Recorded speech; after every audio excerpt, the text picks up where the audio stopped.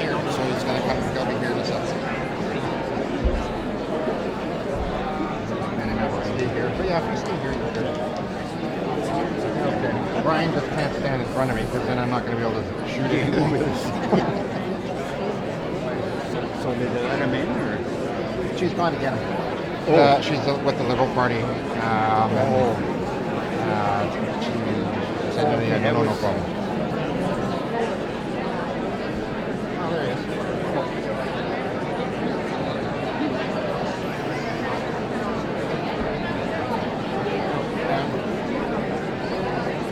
Stay down here. Into the front. Did you drive? Across the street. We have all the cameras here. Really, that camera, I'm looking at the lens. Excuse me just for a second. I'm just going to move this over.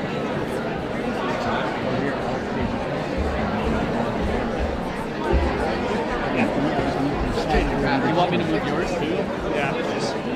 Okay. Sure, let's go Unity. I'll try to stay fairly wide unless he's looking that way. Yeah, I mean, I'm going to do following and. I think he's coming in that door, but Just get back. all the balls for hanging there. I don't know. Oh, maybe. I don't know. How's it going? Good. Busy. Yeah. Juliette, she's watching. Oh, is it?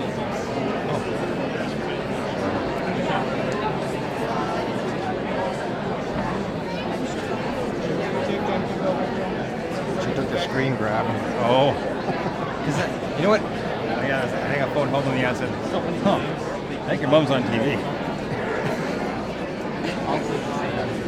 That's why, because I kind of just tilted it down a little bit, and I didn't realize any of the.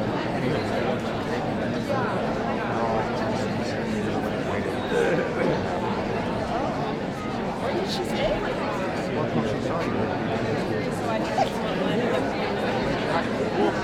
Yeah, he's coming in that way.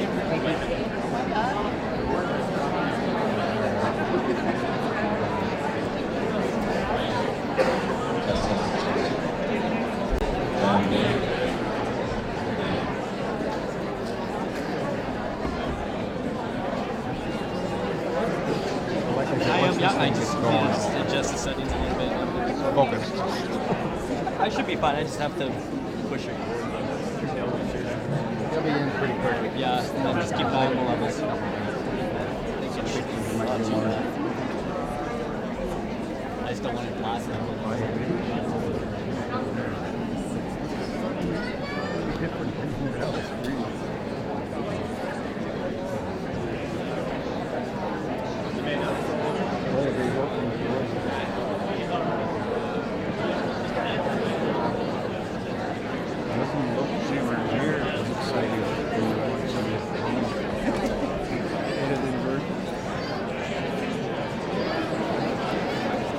Hi everyone.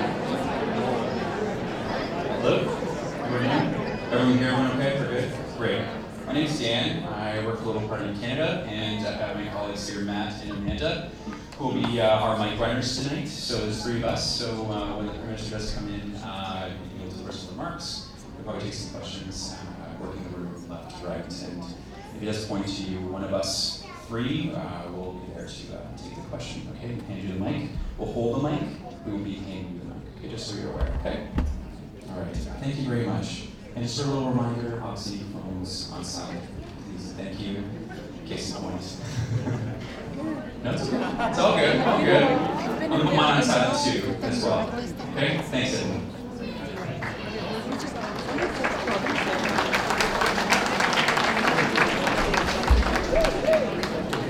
I heard to go get you, but apparently you made it in your own. Some other guy came up to me. Some guy said, you must be Jeff's brother. Oh, that's Indigenous there.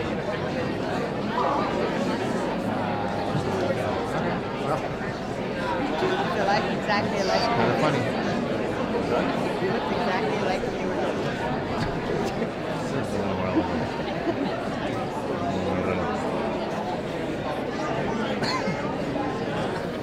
you going to be okay with me standing here? As long as it's not cussing. Okay. He is called. Maybe Mom and Well, you that's should what I would- switch spaces. I'll be okay. Yeah, because I Actually, you might- can pretty much look right in the More headroom. Is that better? Is that better or worse?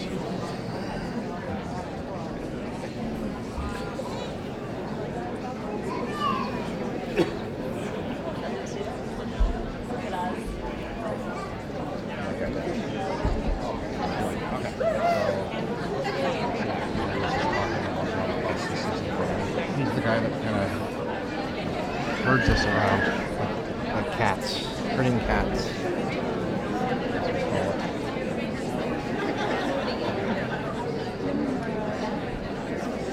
Jim?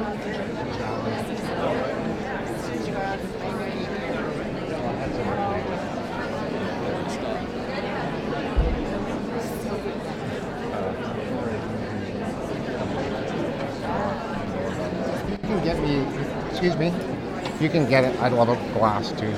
Thank you.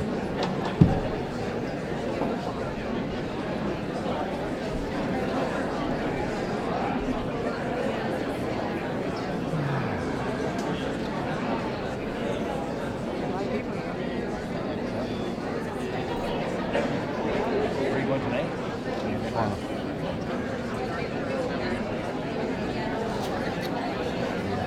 Wow, let's split the trip. Go back. Well, I assume you're probably in Winnipeg earlier today, right? We were in Winnipeg 2 hours ago. Yeah, and then you get here, and then you go back strong. It's a busy day. Where do you gotta go tomorrow? We'll end up back in Ottawa. I'm just not sure how we'll get there. Okay. Busing and stopping or You'll flying. probably go to BC first. Yeah, you'll probably go to BC I don't first. think and so. go back. That might be a bit of a stretch. We've already covered the entire East Coast. Yeah, that's right. So.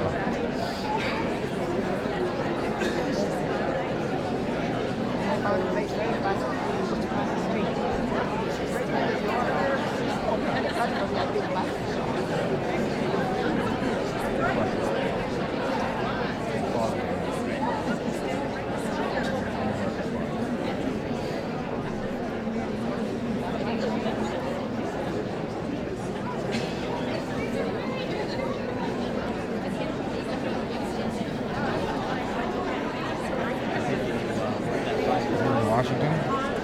Yeah, I was there yesterday, came back today. Regina tomorrow. It's the grand opening of our new facility there or whatever. Press conference when we get there at 10. It's supposed to be fire trucks with over the airplane has been taxiing them. Spray water up them? Get water in the engines and Do that overnight, come back Saturday. And then Monday to Montreal, then to Teterboro. Tuesday to Teterboro, Baltimore. And Wednesday, Baltimore to Boston. Tomorrow by Toronto there. Home.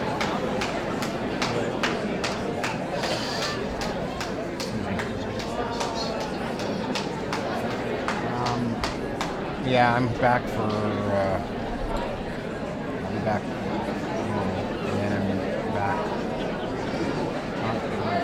home for a week and then I'm back on the road. Two different surgeries.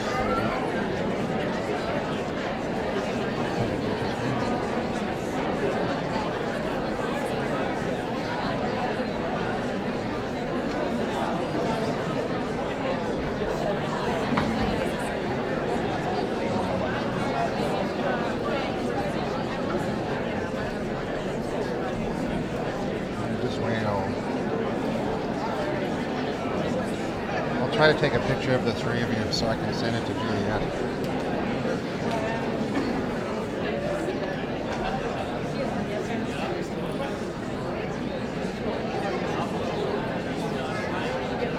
Yeah, I'm looking, but that's okay. Where are you coming from?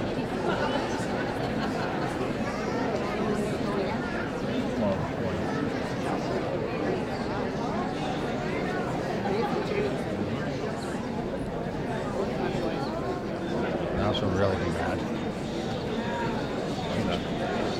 I'll take a picture of you and I.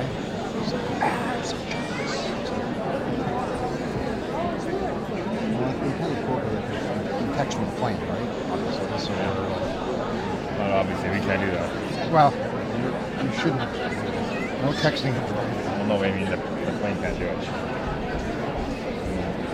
It needs stuff.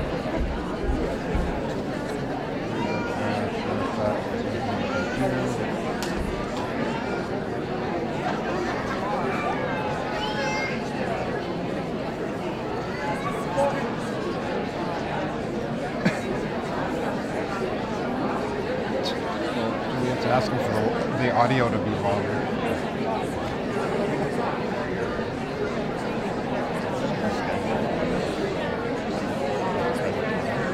Yeah, like 30 minutes ago.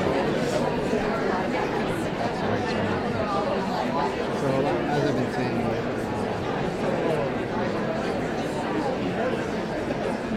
there's certain signs that this is photographer. This is one of his chief security guys. And he's coming around, and it's pretty much.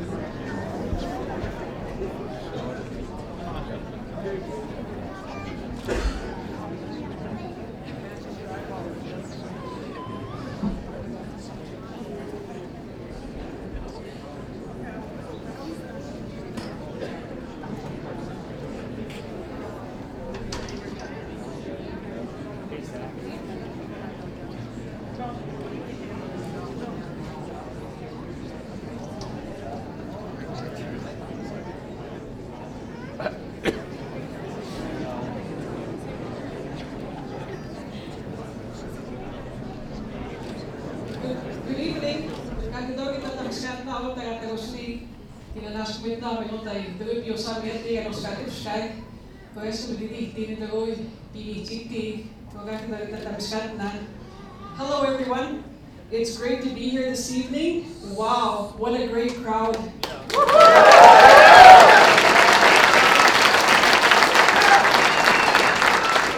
Before I begin, I would like to acknowledge that we're gathered here on the traditional territory of Treaty 6 and the homeland of the Métis Nation.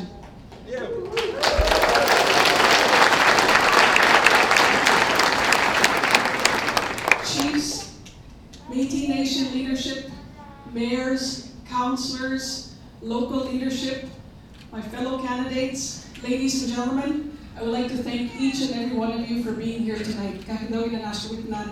My name is Tammy Cook-Searson, and I am your Liberal candidate for the Desnete, Miss Nikki.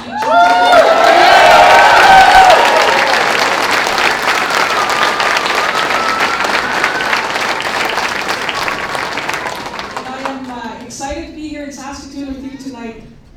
The last time I met with the Prime Minister here in Saskatoon, we talked about building a mental health treatment and recovery center for Northern Saskatchewan.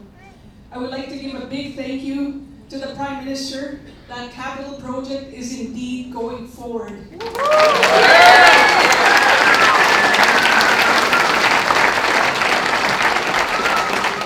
I have been traveling across our great riding of Desnete, Mississippi, Churchill River, and I've met so many wonderful people, and they've seen real progress in the last 4 years and want us to continue moving forward. Young parents have told me increase on the child tax benefit helps them make ends meet. We are also investing in training the youth in the jobs for tomorrow. With new skills, they will succeed. We are also able to do this because we raise the taxes on the wealthiest 1%. This is a government that is working and listening to the people. When I meet and listen to people, they tell me we cannot go back to the Harper years.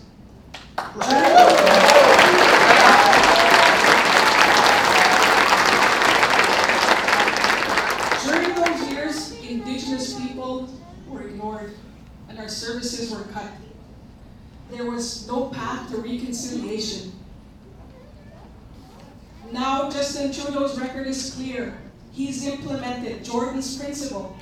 He's lifted 87 long-term drinking water advisories.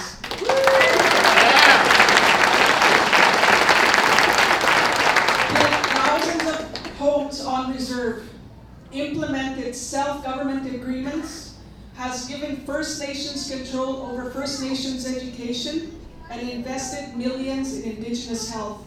This is a record of reconciliation. This is a record I'm proud of.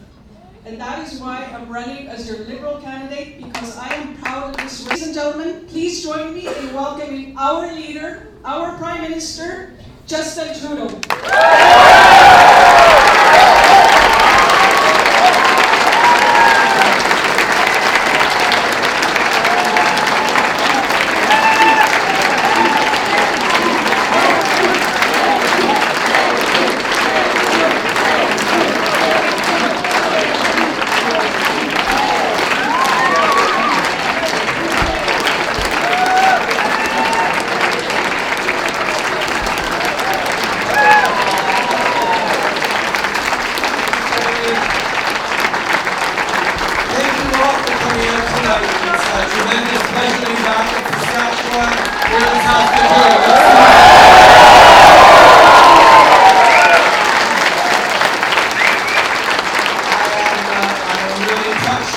By the welcome, please sit down. We've got as Canadians an important choice coming up on October 21st.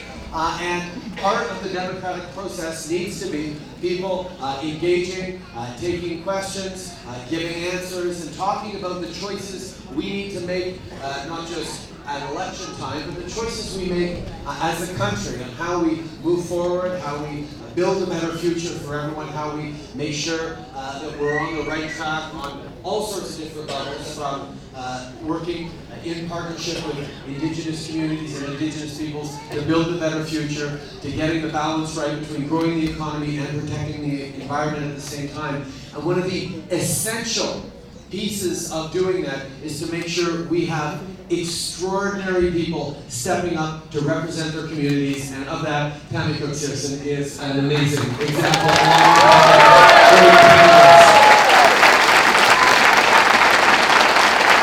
I want to take a moment though, Tammy, the fact that you've chosen, after a career of serving in your communities, of leadership within your communities, to step up and be part of our team to move not just Saskatchewan, not just Indigenous peoples, but Canada forward is extraordinarily exciting for me, and I think it's a recognition of the fact that politics can happen when you live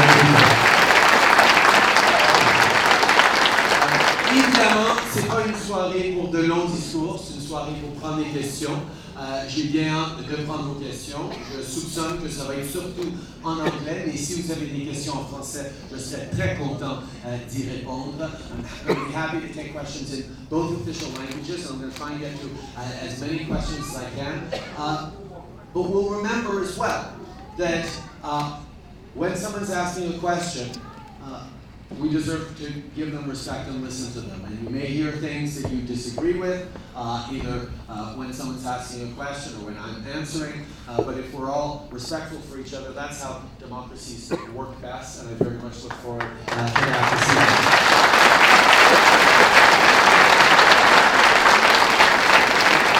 With that, I'm going to start with a question from this section, and I'm going to work my way around clockwise. So, does someone have a question in here?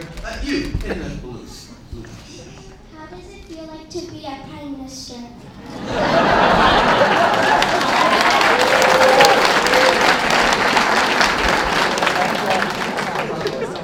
One of the great things about this job is I get to get out across the country and do what I'm doing right now, which is have conversations with Canadians. And that's not something that just happens at election time for me. I've been really pleased that over the past 4 years, I've been able every year to go out on a town hall tour at the beginning of the year to give Canadians an opportunity to express their concerns, ask me questions about where we're going and what we're doing, and we're going to continue to do that over the course of this campaign and hopefully for the next 4 years as well. And that's my favorite thing about being Prime Minister. It's probably about the 8th time I've spoken to you on missing and murdered Indigenous women and girls, and I was in attendance at the final report, and I was very, very pleased with the volumes that came out in the 2 years of everyone working hard across the country. I was just wondering about the national action plan that was discussed, and is there something coming down that we can look forward to? Because here in Saskatoon, we've been working really hard, and the city of Saskatoon wants to work on those calls for justice, and I'd just like to hear what's going to be happening. Thank you, Bernie. Thank you for that question. It is an ongoing national tragedy, and it has been for decades, that too many Indigenous women and girls gone missing and murdered and have been ignored or not taken seriously as non-Indigenous women and girls would have been. And that is something that as a country we needed to face. And that's why we moved ahead with that national public inquiry into missing and murdered Indigenous women and girls who did an extraordinary job of keeping the families at the center of the work that they were doing, but getting out and talking to communities, listening to survivors, listening to family members, so that we could get some sort of justice for the victims, give some healing to the families, and most importantly, put an end to this ongoing national tragedy. Unfortunately, we know, like so many difficult issues, there is no simple one answer to this. And the work that so many people have already been doing across the country is an important piece of it, but it does take national leadership, it does take investments. And we didn't wait until the report came out, we didn't wait until the even interim report came out to take some meaningful steps forward on fighting against gender-based violence, on keeping our communities more safe, on making investments in the Highway of Tears in BC and other places. But we know there's much more to do. That's why we have accepted the calls to action, and we'll be working with organizations, women's groups, leaders, and Indigenous peoples to make sure that we are fulfilling those in the right way to put an end to this ongoing national tragedy. Thank you for your leadership.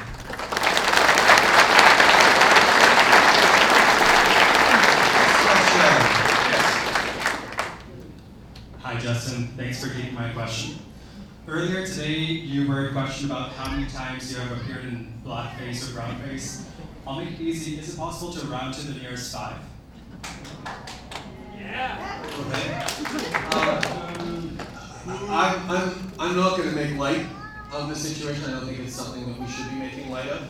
I think far too many people in this country face discrimination and intolerance on a daily basis. And what I did was inexcusable and wrong and hurt a lot of people who considered me to be an ally. And that is wrong, and I am deeply, deeply sorry.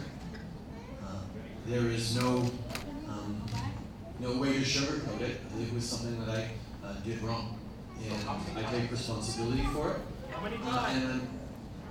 Sir, as we move forward as a country, as I move forward and continue to try and continue to fight against intolerance and racism with my actions, I also take responsibility for the fact that I lack respect towards people who already face tremendous discrimination, and that is something that I apologize for. Thank you.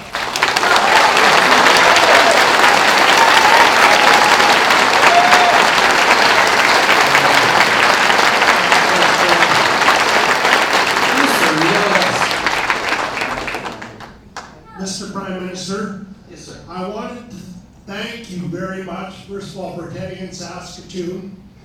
And there's something that I wanted to tell you about. Please do not apologize. You were a teacher. You were teaching young kids. I would want you for a teacher. You were in school. And please, when we have this debate, let's not go back digging up bones 15 years. What do we do now and in the present? Like what's going to happen with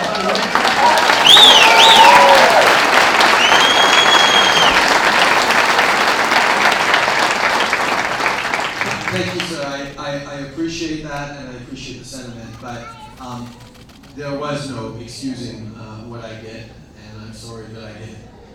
But at the same time, yes, we do need to focus on how we move forward as a country on many, many big issues. But one of those issues is making sure that your leaders don't hurt people who already face discrimination and marginalization too much in their daily lives. So I appreciate the support, but it is something that I take very seriously that I did that I shouldn't have done. And yes, I think people know that I have been lucky enough in my life to represent an extraordinary, diverse community in Papineau that I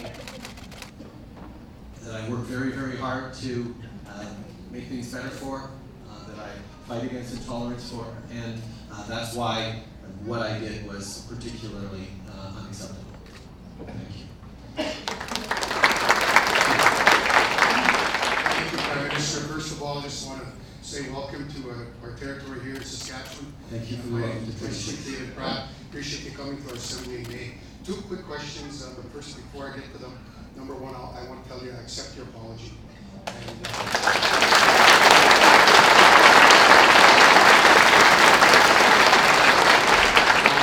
acknowledge the work that you've done with us on child welfare. C92 has been a game changer for First Nations here in Saskatchewan, particularly with the high numbers of our children in care. So I have a question on that. Number one is, will there be statutory funding coming forth for implementation on C92, which is the next step? We make a commitment to that today. And also the North of 16 claim, the Athabasca Day North, will you commit to reopen that and support those negotiations that have been ongoing for 30 plus years? Thank you, sir. Thank you, David. Thank you for your leadership.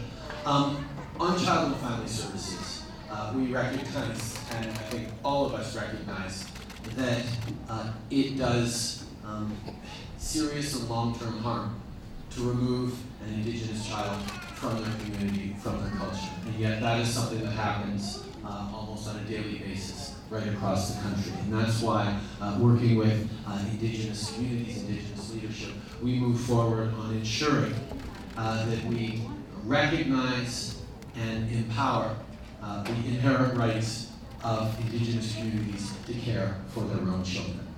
That is something we need to make sure that we don't just recognize, but make sure we finance adequately. And yes, it is a commitment by this government and by a re-elected Liberal government that we will ensure that Indigenous communities have the necessary funding and financing in a stable and predictable way to be able to offer the care and support for their kids when they need it to ensure that they are raised in their language, in their culture, and in their identity, because that is fundamental right and of essential, is absolutely essential.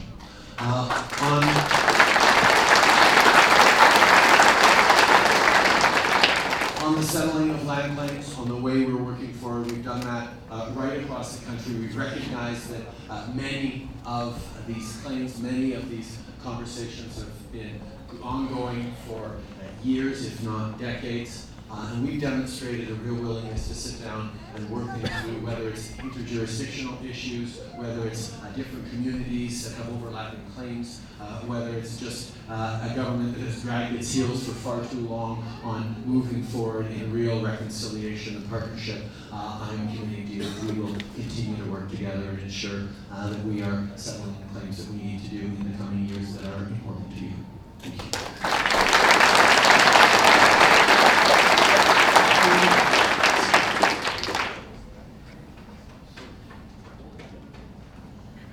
Well, there's too many rules here, too many people here from Library. I just want to say thank you, Justin, for being here on traditional territory of the Treaty 6 people and the homeland of the Métis. Always pay respects. And my name is Mark Arkin. I'm the Tribal Chief of Saskatoon Tribal Council. You piqued my interest when you said you'd ask us some questions in English and French. And I say to you in my language, Tanse, Nanasamin Kapio. I wish I could ask you a question in my language, but the effects of our people is detrimental. And the commitment that you've done to really ensure that we fix those problems is grateful. However, there's more work to be done, and it has to be serious work. And I think when we talk about Chief Tammy Cook and the work that she's doing for her community and the mental health that she's focusing on, it's across the board. And I want to thank David Pratt, Vice Chief, for bringing up the Bill C-92. But I look at it from this perspective. There's a new CHRT ruling that came out. I'm asking that if this government is re-elected, that there's no opposition to that. Because we as First Nations people, we can build a future for our people, and it starts with an investment. No more begging, no more robbing, no more stealing. It's an investment to make things right. Because we look at our incarceration system. How do we get some investments in there and really move forward to having our people have a quality of life so we can be part of this economy as our rightful place as treaty holders? Thank you. Thank you. I agree. It starts with investment. It starts with investments in the basics. Drinking water. Far too many Indigenous communities across this country have been under long-term boil water advisories. Can't trust the water that comes out of their tap if they even have water coming out of their tap. We have lifted 15 long-term boil water advisories in Saskatchewan, and we are on track to eliminating the 7 that remain on target before the spring of 2021. That is a significant step forward. We also recognize that one of the fundamental building blocks of any successful community is investments in their kids, specifically in education. And when we came into office in 2015, the Canadian average was somewhere around 2/3 of the funding per student for Indigenous students that you get for kids in the provincial system. That gap is absolutely unacceptable. And in 4 years, we closed that gap. Indigenous students now get the same amount of funding, if not more in some cases, than non-Indigenous.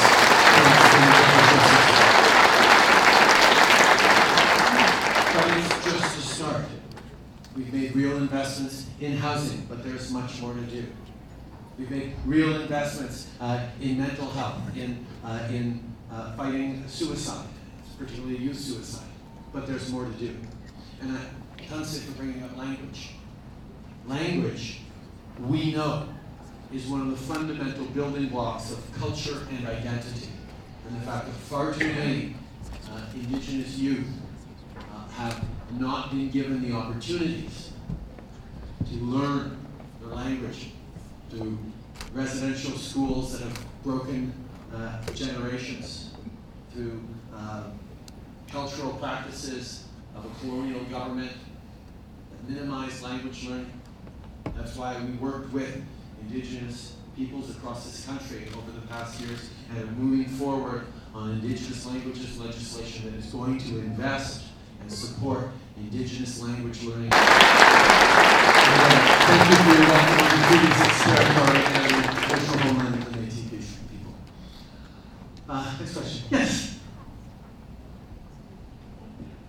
Hi, my name is Alexa. As you can see, I'm young. I'm only 19. I care a lot about the world. I care a lot about the area. I'm terrified what's happening to it. My question is, what can we as youth do to work with you in the upcoming years to fix that? To not just be one of the best in fixing the global problem, but the leaders, the biggest, strongest, and the change. Thank you.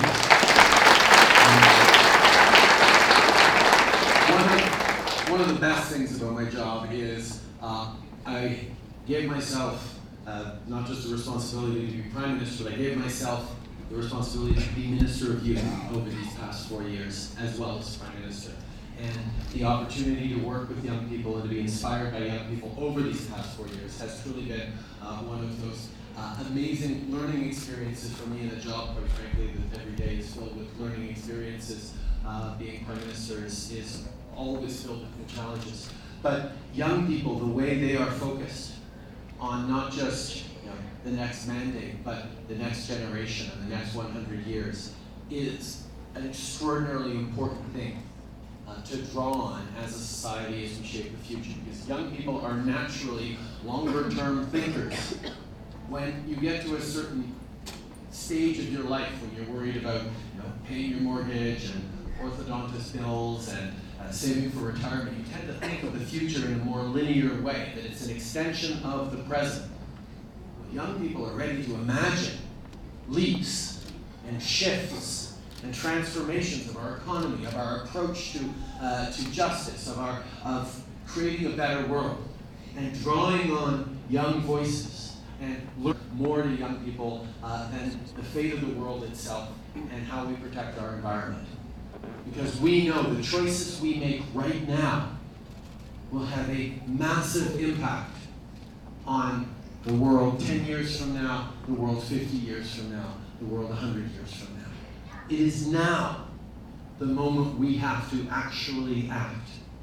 We have to show leadership, and Canada is incredibly well positioned to show that leadership, to demonstrate what it is, to understand that we can create jobs, and create opportunities for people while protecting the environment at the same time. And indeed, no one can pretend to have a plan for the future of the economy if they don't have a plan to protect the environment for future generations at the same time.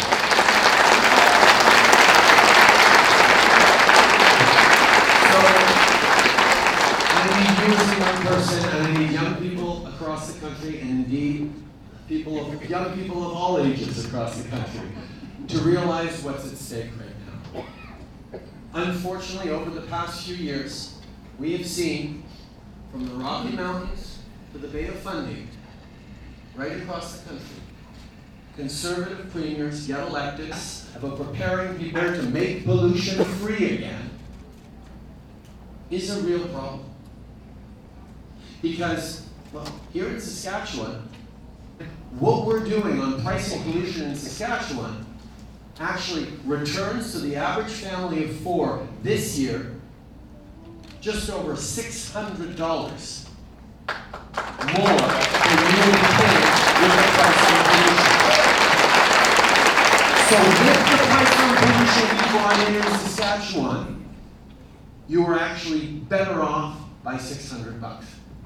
Next year, you'll be better off by over $900. And in 4 years, in 2022, you'll be $1,500. That is what conservative politicians are threatening to go back on. During the Harper years, their desire to focus only on the economy and not the environment actually didn't help the economy at all. They couldn't get pipelines built to new markets.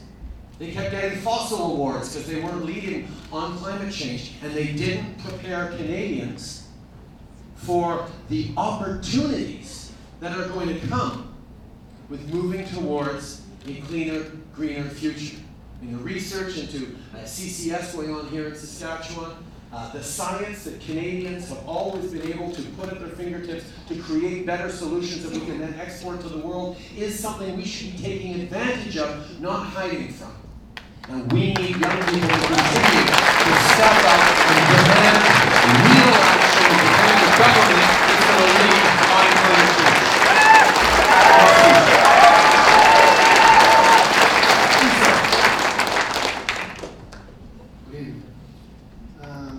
My question is actually about the government, the federal government give a lot of money to the scientification experimental development. But on the other hand, that's a lot of money for a lot of companies that well established. Now we're talking about creating jobs and moving forward. So there's a lot of chances for small private investors. But the new businesses, there is a lot of chances for the new businesses to start up in different sectors. But it is very difficult actually to start a business if you don't have a lot of money because the government is not giving that actual support. You can start a business, but the bank will be off anyhow. So what the government going to do to enhance the small scale industries, and how do we help the new entrepreneurs to start the businesses and move forward? That will create jobs and employ a lot of people. And I'm here in my case. Yeah. Hello, kids. You want to be an engineer, you want to be a doctor, and a question always come up. What do we do? Well, the government help us because you can start your own business. Because starting a business is not doing a job. You create chances for others. Thank you. Thank you.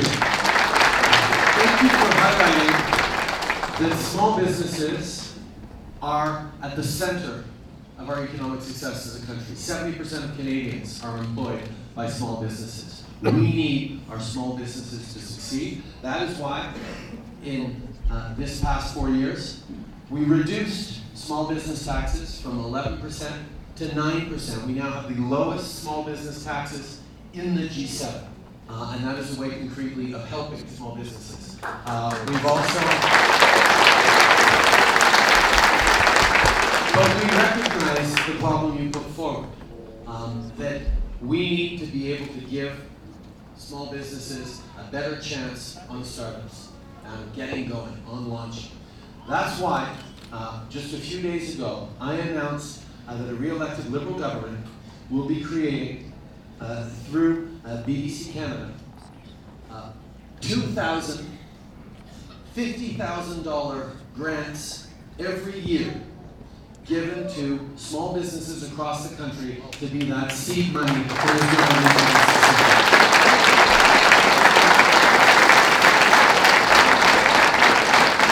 We know that Canadians are capable of being extraordinary entrepreneurs, extraordinary innovators, create great new opportunities, and that is one way we're going to be investing in 2,000 small businesses right across the country to create those opportunities, and BDC will evaluate the criteria and make sure that the best and most promising companies get those, in terms of startups, get those funds. But there's more to do as well, because we know that even small businesses are working in a global economy right now. And we're one of those rare countries at a time of trade uncertainty and protectionism around the world. We were actually able to sign over the past 4 years, 3 of the biggest trade deals in the history of the world. Our Canada-Europe trade deal, Canada TPP with Asia, and we secured NAFTA at a time of unpredictability.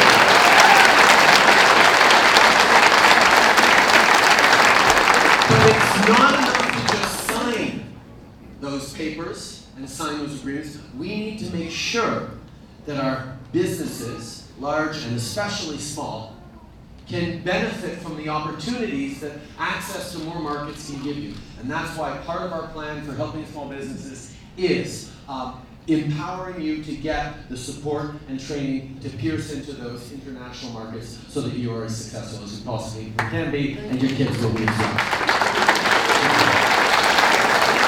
Next question. Not really a question, more like a statement. David Blakeney, hello Justin. Hello, David. You have impressed me for years for doing just exactly what you're doing. Standing in a room, in the center of a room, and taking questions on any and every topic. That's what I feel it means to be a Canadian.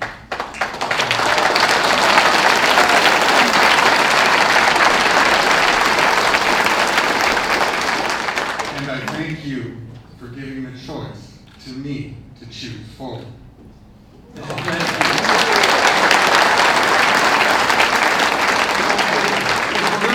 Thank yous. I want to thank not just the thousands of people who have come out on a random Tuesday or Wednesday night to a college auditorium or to a large hall somewhere to sit and listen to their fellow Canadians asking questions and a politician who's working hard to serve them answering those questions. And that is a democratic instinct that only really works when people are willing to listen and learn from each other. And that's one of the reasons that I am so confident about the future of Canadian democracy and Canadians themselves. Question. Over here. Sorry, you in the back, sure. Hi, thank you. Hi, Justin. My name's Shannon. Thanks for visiting us in Saskatoon. My question has to do with science, technology, and education. So I very much believe that a prosperous nation and a healthy nation is one that invests heavily in science, technology, and education. And I'm just curious what your plan is for that over the next 4 years. Abstract concept. Investing in scientists, people get the pathway, much change, that it can be really scary. That we know that our workplaces are changing, that AI is coming, automation, robotics, and the skills that were developed in universities decades ago, or even just a few years ago, get very quickly out of date. And that can make a lot of people very anxious about their own future. Is their job, is their career going to carry them to retirement? What is their kids' future going to look like? What are their kids' jobs going to look like?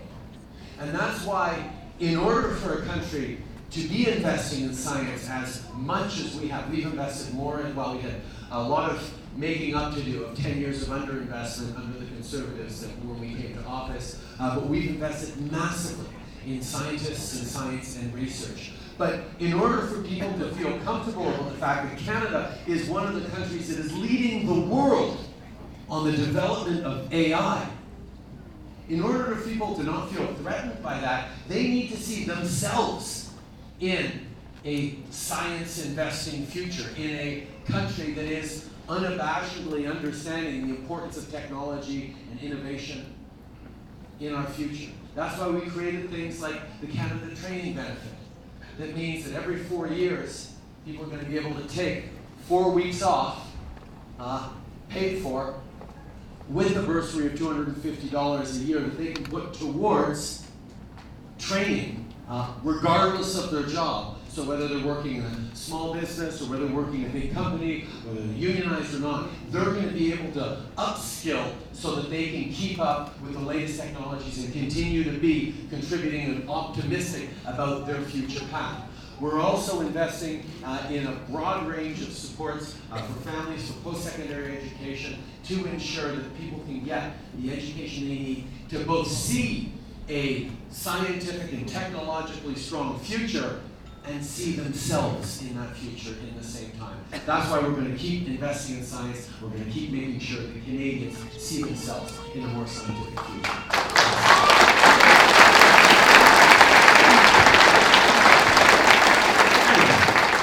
Next question. Start a question. You, sir. Hi, Justin. Thank you so much for being in Saskatoon. In addition to what David has already said, my name is Ali. First of all, I would like to thank you for your policies. I moved here to Canada in 2015 as an international student. And because of the great policies that your government has put in place, I was able to land a job here in Saskatoon. I've been here for 4 years.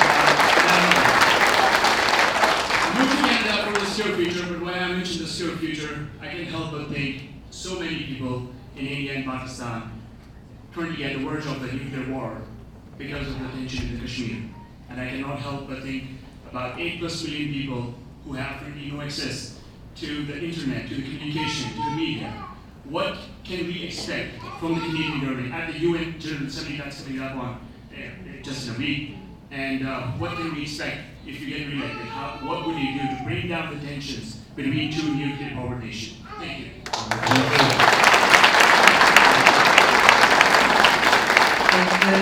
Thank you for choosing to settle in Saskatoon. Thank you for your hard work. Thank you for your success.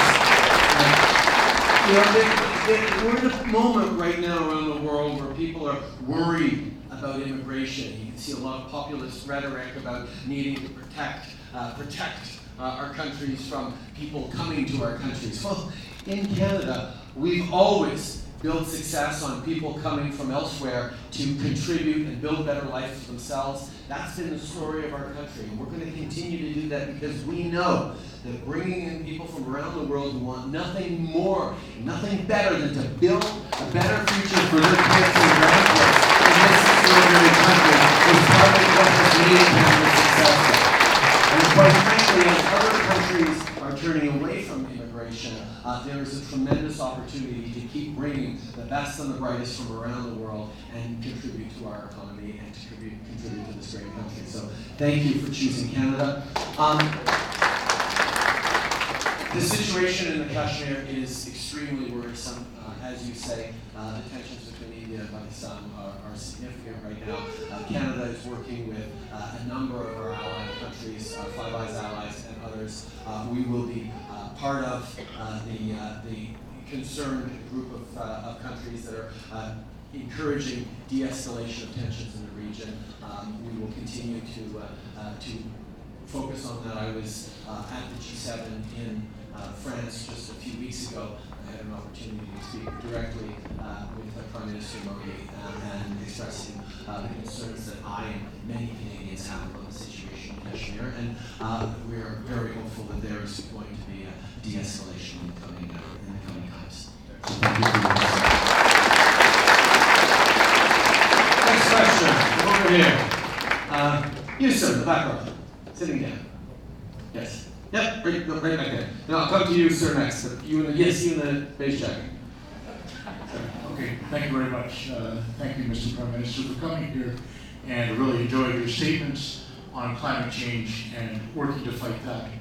Related to the global climate crisis is the global water crisis, which is often at the heart of conflicts such as in Kashmir and elsewhere. What are the plans for Canada to address that regionally, nationally, and globally? Thank you. That's a great question, one that actually leading scientists here in Saskatchewan, both at the University of Saskatchewan and University of Regina, have been extraordinarily instrumental in understanding the issues facing water across Canada and by extension around the world.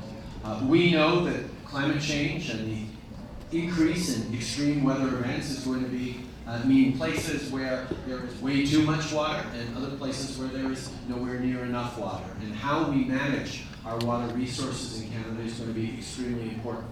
That's why it was so disappointing that Stephen Harper cut the PFRA, which was one of the best resources based here in the prairies to monitor and pull together all the different scientists and actors in water protection, something that matters deeply, not just to businesses and industry in Saskatchewan, but particularly to the agricultural industry, to farmers. And that's why we are very much looking at making sure we're continuing to lead and working towards better water policy for Saskatchewan and elsewhere. We also recognize that the extreme weather events that are coming in is going to require better investments in infrastructure to stave off the negative impacts of too much flooding, and we're continuing to work with the province and with willing partners across the country on green infrastructure investments that are going to make a difference. The two biggest investments we've been making as a federal government in Saskatchewan over the past 4 years have been around highway extensions and highways and water specifically. Well over $200 million invested in various water projects, hundreds of water projects. But we always know there's much more to do. But as we recognize a world in which fresh water is going to be increasingly valuable and needed in terms of management, Canada has some of the largest freshwater reserves in the world. We need to do a better job of understanding them, of safeguarding them, of ensuring we're developing technologies that we can sell and share with the world to help people around the world with their water crisis. We often take water for granted here in Canada, and we need to make sure we're investing in the science and the safety that are going to keep our communities, keep our country, and ultimately keep our world better off in how we protect this most vital, precious resource that is water. Thank you very much.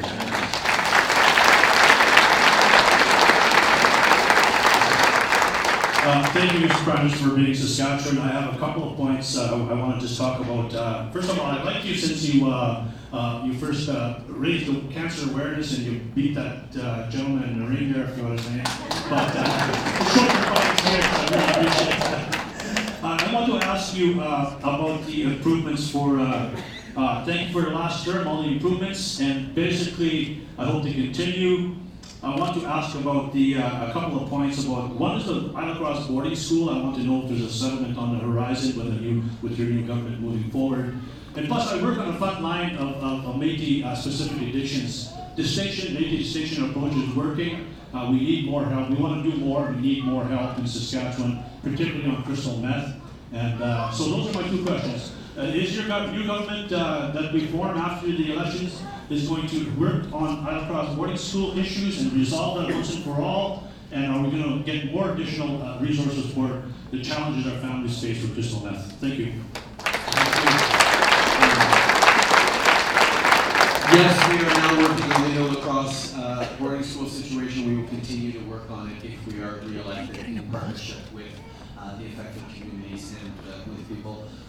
Yes, we are also going to be continuing to invest in fighting both the opiate challenge that is devastating so many families and the crystal meth challenge that is particularly acute in Manitoba and Saskatchewan. That is why we've made significant investments in things like harm reduction, in research and science, and support for frontline workers. But there is much, much more to do to fight and to support, to fight against addiction, to support people with addictions, and to keep our communities safer and keep people living longer despite a real challenging crisis that is hitting hard in ways that are absolutely devastating for far too many communities. So thank you very much. You men in the back, I'm not sure. Yes.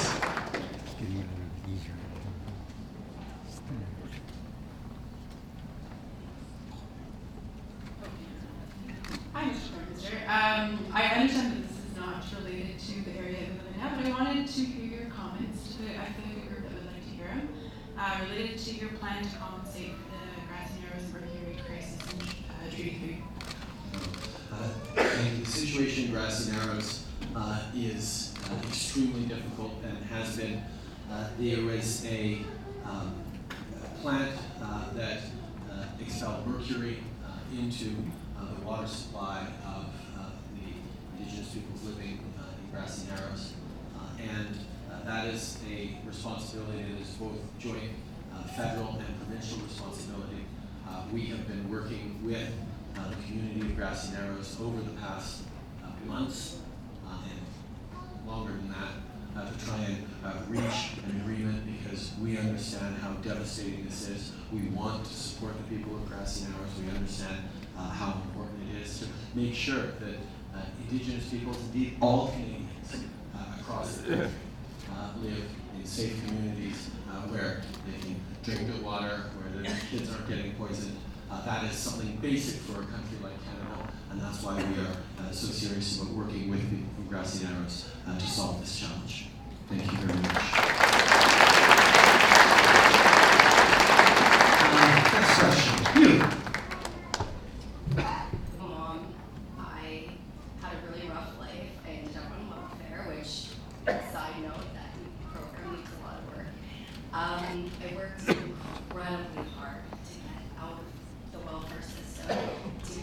award-winning photographer.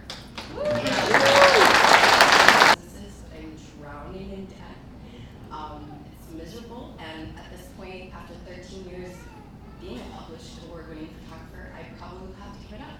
So my question to you is, will you hire me as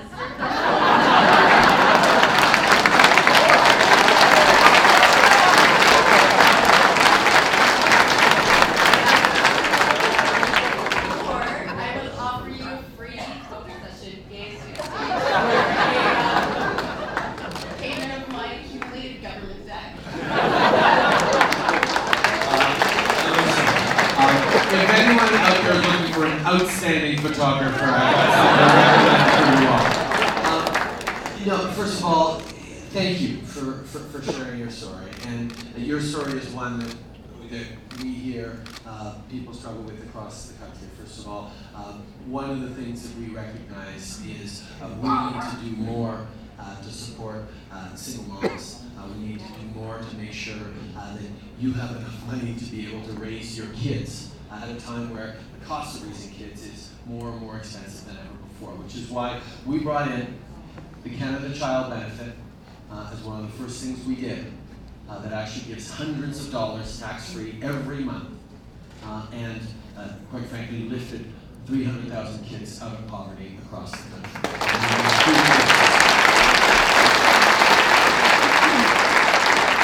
There's more to do, and one of the things that we've committed to is we're actually going to be raising the Canada Child Benefit by 10% for kids in their first year of life, because there are extra costs when you have a newborn that families need extra support with, and that is something that we consider is essential to make sure not just that families have the opportunities to give the best present to their kids while they're growing up, but it also ensures a better future for them all.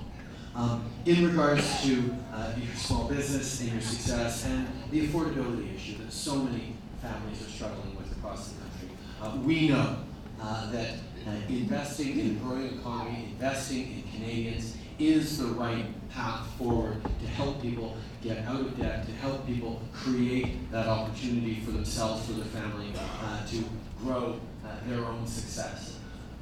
That's one of the fundamental choices that people are faced with in this election. The Conservative approach for 10 years was to squeeze, to create cuts, and at the same time to give benefits to the wealthiest in the hopes that that would trickle down to economic growth for everyone.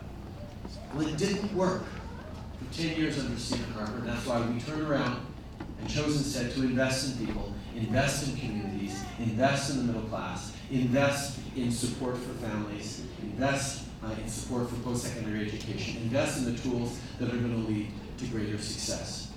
You mentioned the challenges around buying your own home, buying your first home, and affording. Housing affordability is something that we move forward on with investments of over $40 billion in a national housing strategy that is making housing more affordable. And regarding people who are buying their first home, we put in place a first-time home buyers incentive that actually gives you up to 10% of the value of your home off in terms of your mortgages. It's a measure that's going to allow more young families to buy their first home at a time where that seems to be delayed later and later, which has an impact on your savings and your equity. So I certainly also can say that we've been investing in the creative arts, in the artistic community, in the work that so many professionals like you are doing, and we're going to continue to work to grow the economy and make sure that you're successful. If you need a great photographer, come and get this done.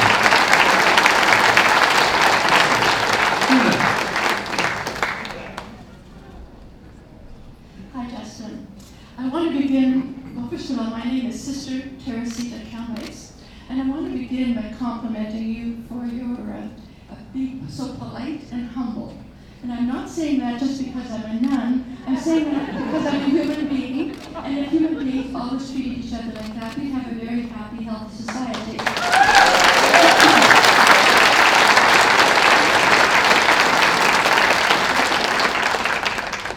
My question has to do do with the Amazon rainforest. As we all know, the Amazon rainforest are the lungs of the world. They provide 20% of the world's oxygen, 20% of the world's fresh air. And we also know that there are fires burning, and there's logging and ranching and mining going on. So I have a two-pronged question. What will a re-elected Liberal government do to protect the Brazilian rainforest and the 30 million people, many of whom are losing their livelihood and their culture? And my second question is, what can we as ordinary Canadians do so that we can do our part? We don't expect the government to do everything. What can we do to help to protect the Brazilian, the Amazon rainforests?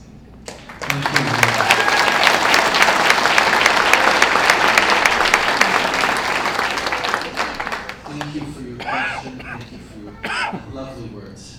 And thank you for your commitment to protecting our planet and making sure that everyone knows that, yes, there's things governments can do. There are also a lot of things that individuals need to do in our choices, in the way we make sure that we're protecting the future. In regards to the Brazilian rainforest, just a few weeks ago when the Amazon was facing the biggest problem for the fires, a number of countries stepped up to offer support. We were at the G7 in France at that point, and Canada committed $15 million to help out, and more importantly, sent down or offered to send down water bombers and firefighters to help. Now, you may remember we've had some very tough years recently with fires, wildfires, in Fort McMurray in Alberta, in BC over the past few summers. And when that happened, we actually benefited from firefighters from Australia coming up to help out in Canada because the seasons are complementary in terms of that. Mexican firefighters coming up, people from the United States obviously coming. And this is something that countries often are there to help out each other, and we were very much there to offer our help, not just to Brazil, but to countries around the Amazon with the support needed as these fires were going on, and a tremendous concern to everyone. At the same time, however, as you point out, the challenge is more than just fires at a particular moment. Challenges around deforestation, challenges around respect for Indigenous rights and land rights is something that the world is very concerned about in terms of the choices being made by the Brazilian government.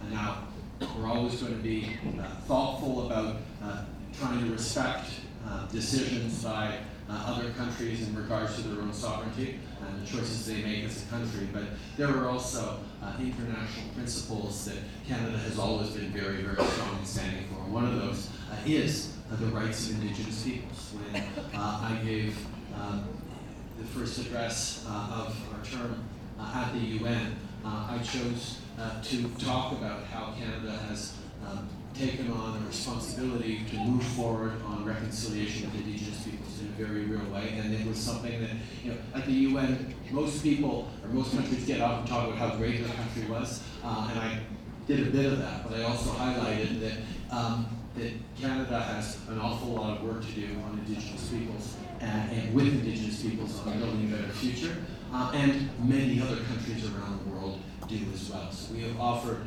our support, our partnership, our expertise, and our approach to countries around the world to better respect and create partnerships with Indigenous peoples. The Brazilian government is not particularly inclined to engage in that particular path right now, but we remain hopeful, and we remain part of a community of countries that is attempting to put pressure on Brazil to make sure that it's protecting something that, as you say, is a resource not just for Brazil, but for millions of people, billions of people around the world who rely on not just the oxygen, but the biodiversity represented by the Amazonian rainforest.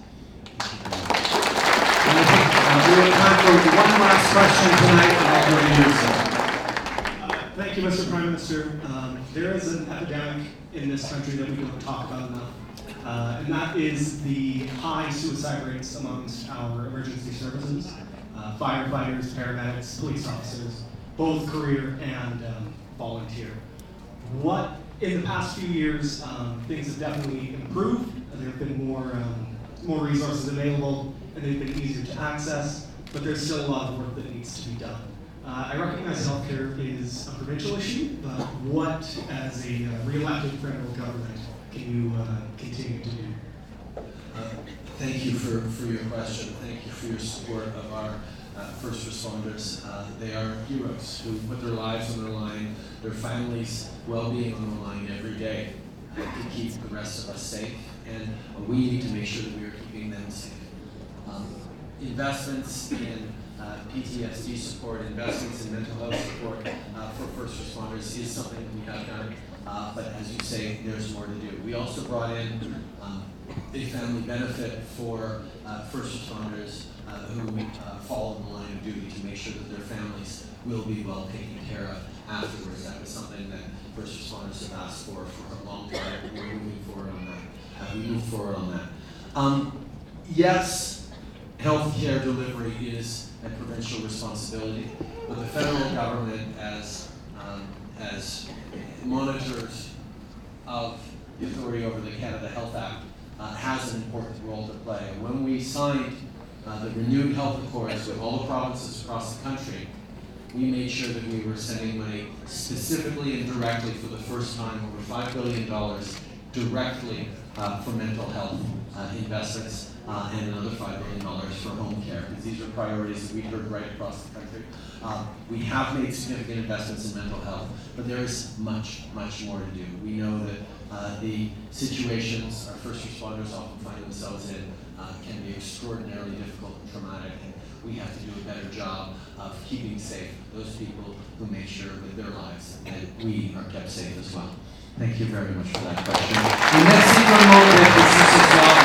Thank you all for coming out tonight. It was an honor and a pleasure to be able to spend an evening with you in Saskatoon alongside our great team of Saskatchewan candidates.